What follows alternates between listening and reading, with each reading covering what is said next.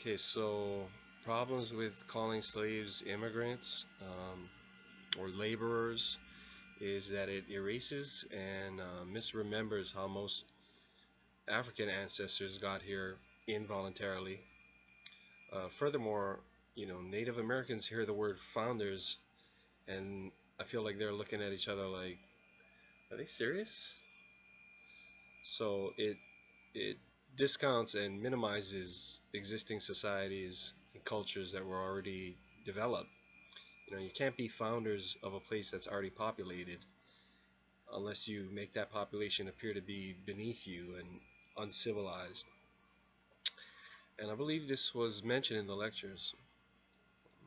Additionally, the pilgrims have as much in common with immigrants and migrants, so it's problematic for me that the word pilgrim has become a sort of euphemism.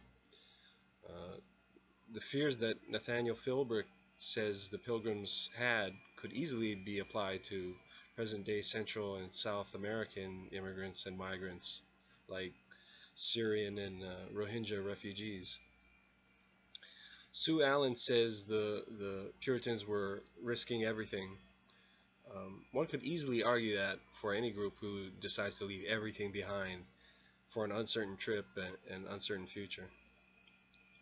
And I think one of the most important things, the most important quotes from the film is from Kathleen Donegan, saying that the early burials of the pilgrims serves the idea that English death was about becoming the seed, buried possession. Uh, so today's immigrants don't have the ties to America that they did. She says burying their dead was possibly the most important thing the pilgrims did. I don't know how much the pilgrims really believe that, but assuming they did, uh, I find that idea kind of unreasonable because it sort of retroactively